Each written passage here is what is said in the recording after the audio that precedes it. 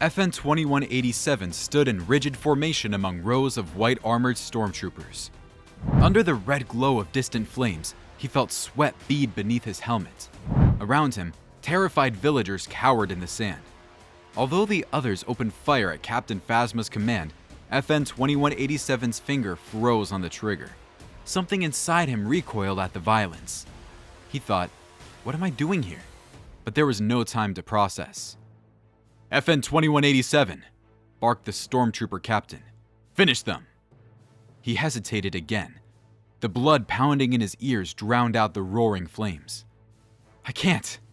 When Kylo Ren descended the ramp of his shuttle in a swirl of black robes, FN 2187 sensed a strange energy in the air.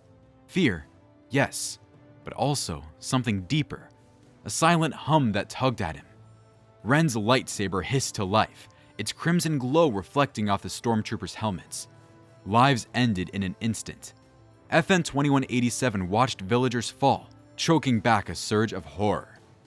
Later, aboard the Star Destroyer Finalizer, FN 2187 stood at attention under the harsh glare of overhead lights. The guilt of the Jakku massacre weighed on him. Captain Phasma's metallic visor reflected his own uneasy face back at him. "You removed your helmet without my permission," Phasma said, her voice cold through the modulator. "That's not protocol. Get it together, trooper." But FN 2187 couldn't forget Jakku. He wandered the sterile corridors, lost in thought. A door slid open, revealing Poe Dameron, the Resistance pilot captured after the skirmish. Two troopers flanked Poe, who wore fresh bruises but still managed a wry smile. "Thanks for the escort," Poe muttered, shooting FN 2187 a sidelong glance. "You guys give guided tours too?" Something in Poe's defiance resonated with FN 2187, igniting a spark of determination. Without fully understanding why, he made the decision in that moment. "I'm getting this man out of here." The escape was harrowing. FN 2187 released Poe, commandeered a TIE fighter, and together, they blasted out of the Finalizer's hangar to a cacophony of alarms. Heat flared from the engines as Poe wrestled with the controls. "Tell me your name," Poe shouted over the roar. "My name is FN 2187, the trooper replied, struggling to keep his voice steady. Poe grimaced. "That won't do. I'm calling you Finn." Finn blinked, letting the name settle. A name, a real name. It felt right, even if everything else in the galaxy was spinning out of control. Their victory was short-lived. The TIE took a direct hit, sending them spiraling toward Jakku's surface. Flames burst from the hull as the craft veneered through the atmosphere, trailing smoke across the desert sky. When Finn came to, he stumbled from the wreckage alone. Of Poe, there was no sign, only the blazing remains of the TIE being swallowed by the dunes. Staggered across the desert, he shed the last remnants of his stormtrooper armor, forging ahead under the brutal sun. With each step, he felt an odd presence calling to him, invisible yet persistent, whispering that his life was on the verge of monumental change. Desperate for water, Finn reached a ramshackle trading post teeming with scavengers.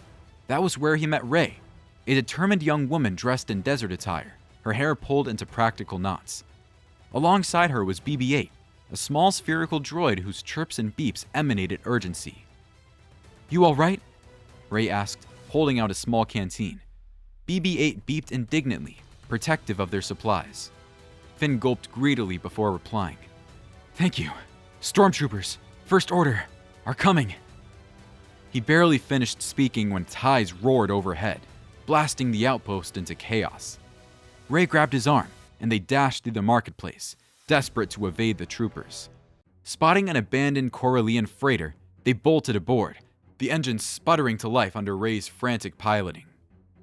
Together, they outran the pursuing TIE fighters with daring maneuvers that defied logic. Finn couldn't help but stare. For a mere scavenger, Rey flew like she belonged in an ace squadron. Afterward, they found themselves on Tokadana, a lush planet where Maz Kanata, a small centuries-old being with keen eyesight, ran a castle-turned-cavern. The building echoed with music and chatter from smugglers and travelers of all species. Maz's eyes, enlarged by comically oversized goggles, fell upon Finn. "Show me your eyes, child," she said, beckoning him closer. Finn frowned in confusion. My eyes? She nodded. Yes, they tell me you want to run. Then her expression softened, but I also sense you have a greater purpose. Curious yet unsettled, Finn wandered down a dim corridor. In a locked chest, he found Luke Skywalker's old lightsaber. The moment he touched the hilt, it ignited something within him. Swirling visions of burning temples, screaming voices, and a masked figure. Kylo Ren? Another face emerged from the haze, someone wreathed in light. Then, the echo of a mysterious voice. You are the balance. Heart pounding, Finn dropped the lightsaber. Maz appeared behind him with a calm smile. That saber called to you, not to Rey. I believe you already know what that means. He tried to shrug off her words, but the dreamlike images lingered. He sensed a power inside himself, awakening with every breath. The First Order soon attacked Takodana, forcing Finn into action. With trembling hands, he ignited the lightsaber to defend friends and strangers alike. Though untrained, he found an uncanny instinct guiding each parry. Afterward, reunited with the Resistance, he stood face to face with General Leia Organa. She regarded him with an appraising look, noticing the lightsaber at his side. You're strong in the Force, she said gently. I can feel it. Finn met her gaze, both terrified and intrigued. I don't understand it. Leia nodded, recalling her own brief training in the ways of the Force. I can teach you what I know, until we find Luke. Under her guidance, Finn practiced in a secluded area near the Resistance base. He gripped the saber, uncertain of each step. Leia taught him how to quiet his mind, to sense the life around him. He began to tap into the Force's currents, feeling Chewbacca's steady resolve nearby, catching glimpses of Poe's restless energy. At night, his dreams intensified. The voice repeated, You are the balance. His slumber was haunted by images of a cave, dark and foreboding. In a hushed moment, he confided in Leia. I keep seeing a cave, Finn muttered. It calls to me, almost like it did to Luke in the stories I've heard. Leia's gaze drifted into memory. Luke once told me of Dagobah, where he faced his own fears. Maybe that's where you need to go. Though trepidation churned inside him, Finn could not deny the pull. He recalled the swirl of images from the lightsaber, temples in flames, cries for help, and the unceasing whisper. He had to discover what it all meant, even if the path led him far from his new allies. Stepping off his borrowed X-Wing onto Dagobah's mist-shrouded surface, Finn felt the swamp's humidity drench his clothes. Vines dripped from twisted trees, and the ground squelched beneath his boots. He followed that inner pull until he found the entrance to a shadowy cave. A dank smell and a suffocating darkness enveloped him. Inside, illusions swirled.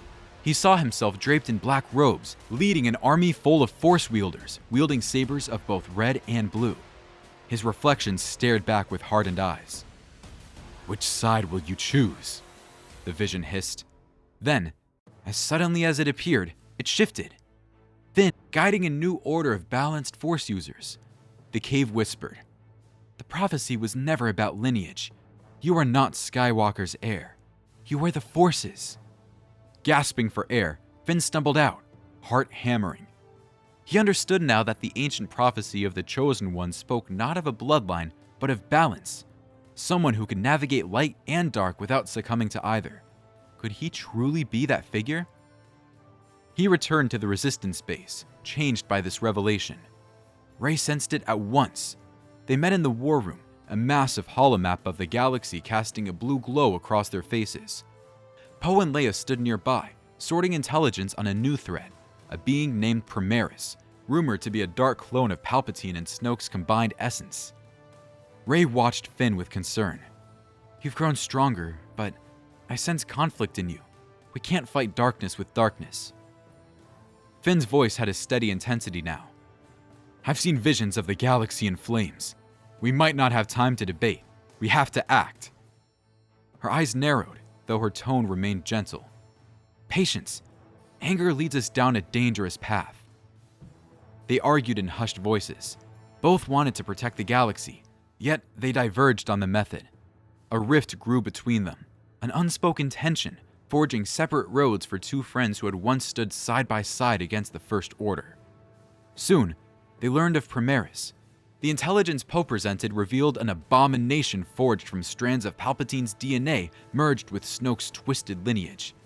This creature led a splintered legion of the First Order, armed with a superweapon designed to sever the galaxy's connection to the Force itself. "This is bad," Poe said, pointing at the hollow image of a gaunt figure in black robes. "He calls himself Primaris." Leia stood at the edge of the gathering, her face pale with worry.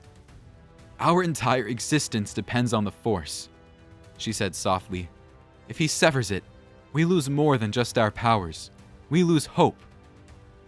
Despite recent tensions, Finn and Rey set aside differences. They agreed to infiltrate Coruscant, where Primaris was rumored to operate from the ancient depths below the planet's surface. Together, they led a strike team: Poe, Chewbacca, and a handful of commandos. Under the flashing lights of the city-planet skyline, chaos reigned. Star destroyers hung in orbit, exchanging fire with ragtag resistance cruisers. On the surface, entire districts bristled with troopers. Finn felt the Force swirl chaotically, as if reacting to Primaris' vile attempts to contort it. Navigating ancient catacombs beneath Coruscant, they uncovered a colossal machine fueled by dark rituals. Primaris stood at the center of the chamber, bathed in shadow, the air around him crackling with purple currents of Force lightning. "You're just a stormtrooper who got lucky," Primaris sneered when Finn brandished saber, newly constructed after Dagobah. The color signified neither the pure light of the Jedi nor the crimson of the Sith, something beyond. Finn stared the abomination down. "I won't let you break the Force." Primaris unleashed a torrent of energy. Rey countered with her saber, sparks dancing across the stone floor.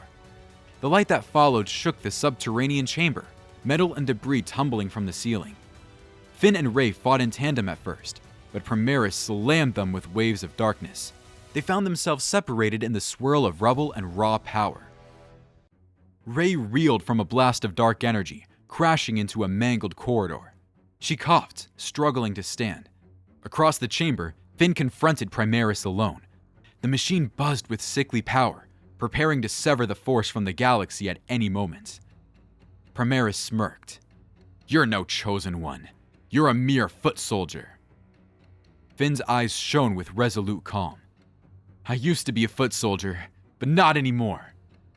He recalled his visions, the black-robed figure and the shining white figure.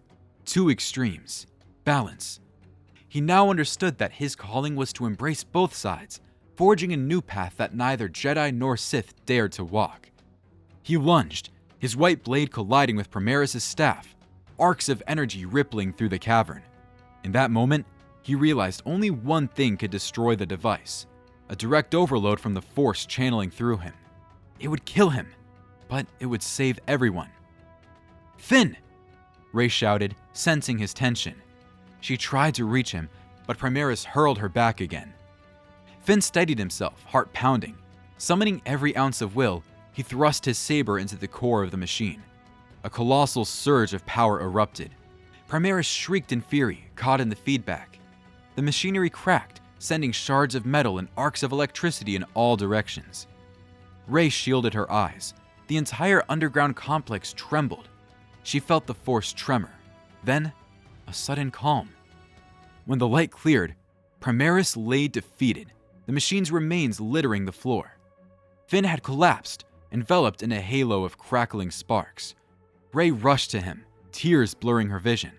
"Finn, no, stay with me," she cried, cradling him. He looked at her with eyes full of acceptance. Then he smiled as though at peace. The Force pulsed softly around them. He managed to whisper, "You have to carry it on," before his form faded, becoming one with the Force itself. In that final heartbeat, Rey sensed a radiance emanating from Finn's presence. And then, he was gone. Across the galaxy, the First Order remnants collapsed under resistance and allied uprisings. Planets once under tyranny lit up with celebration. The Force flowed unbroken, thanks to Finn's sacrifice. At the new Resistance headquarters, Rey stood before a small memorial.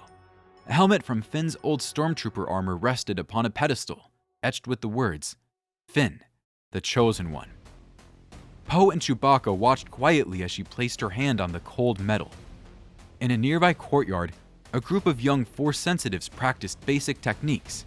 Rey's new approach of balancing teachings, neither strictly Jedi nor Sith. As she turned to observe them, she felt Finn's presence, warm and reassuring, echoing through the Force. Smiling sadly, she whispered, "I won't fail you, Finn." Throughout the galaxy, stories spread of a stormtrooper who rose from obscurity to save them all. While statues of Skywalkers still grace the grand halls of history, a new monument stood beside them, dedicated to a man who proved destiny could choose even the most unexpected. And so concludes our story. What if Finn was the Chosen One? If this reimagining sparked your imagination, feel free to share your favorite what-if scenarios in the comments. Subscribe for more explanations of a galaxy far, far away. May the Force be with you, always.